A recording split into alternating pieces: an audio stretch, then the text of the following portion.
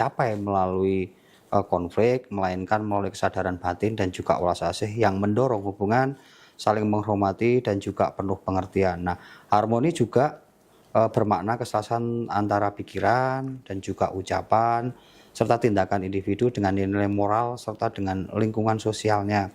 Jika seseorang ini mampu menjaga keselasan batinnya, maka ia akan menjadi sumber kedamaian bagi sekitarnya. Inilah prinsip dari ajaran Buddha yang tertera di dalam Brahmavihara yang mencakup ada metta, karuna, mudita dan juga UPK. Nah, dari keempat luhur inilah menjadikan suatu pilar yang untuk menegakkan rumah besar kehidupan sosial yang damai dan juga harmonis, seperti itu Mbak ya.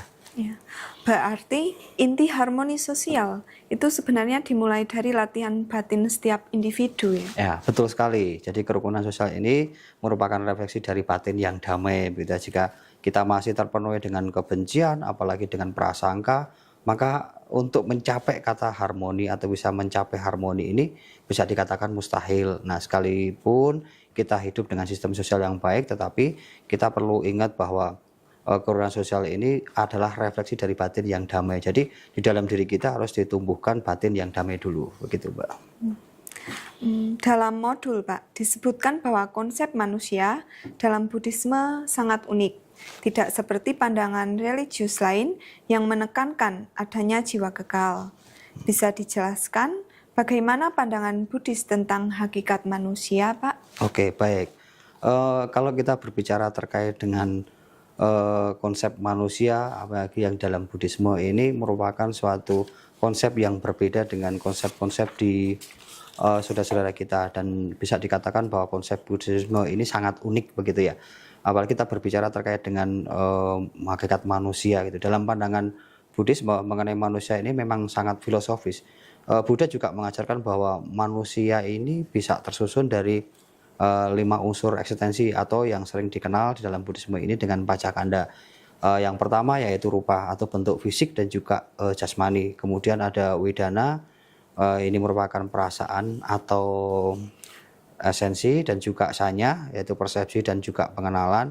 Yang keempat ini sankara atau bentuk kehendak, dan yang terakhir adalah winyana atau kesadaran. Nah, tidak ada inti dari 5 ini yang kekal atau bisa dikatakan atman, baik dari unsur dari salah satu, tetapi semuanya itu terus berubah mengikuti hukum sebab akibat.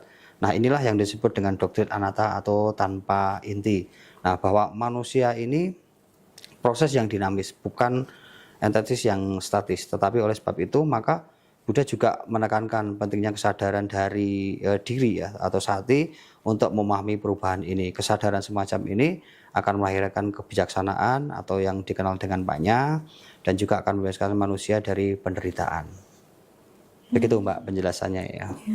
Jadi manusia memiliki tanggung jawab moral untuk mengembangkan diri karena tidak ada kekuatan eksternal yang menyelamatkannya ya Pak.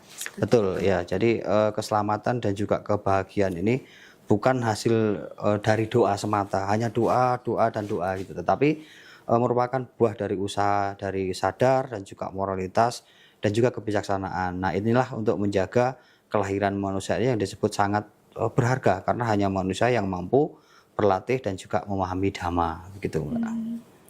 Pak, bisa dijelaskan Pak bagaimana posisi umat Buddha sebagai makhluk sosial dalam konteks kehidupan masyarakat majemuk di Indonesia Pak? Waduh, ini suatu pertanyaan yang menarik sekali ya terkait dengan berbicara bahwa manusia ini makhluk sosial gitu. Apalagi di dalam Buddhisme juga diajarkan untuk bagaimana kita ini menjalani sebagai makhluk sosial gitu.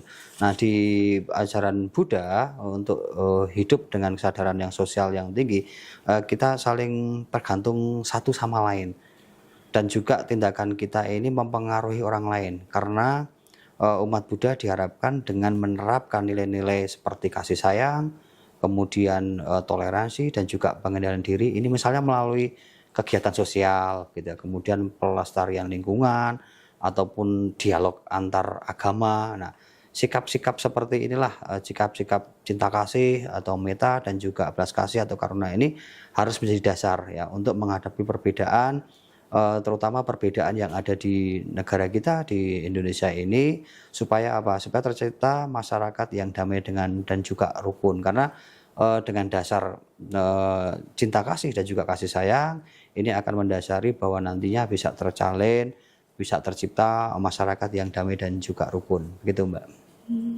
Apakah ini berarti praktik spiritual juga harus diwujudkan, Pak, dalam tindakan sosial? Oh ya, di dalam Buddhisme latihan batin ini tidak bisa dipisahkan dengan praktik sosial ya. Misalnya praktik dana atau praktik memberikan sesuatu ke orang lain, ke pihak lain. Ini merupakan bentuk latihan dasar yang menumbuhkan kepedulian dan juga akan mengikis egoisme. Nah, dengan memberi kita akan menciptakan karma baik sekaligus kita juga akan memperkuat ikatan sosial.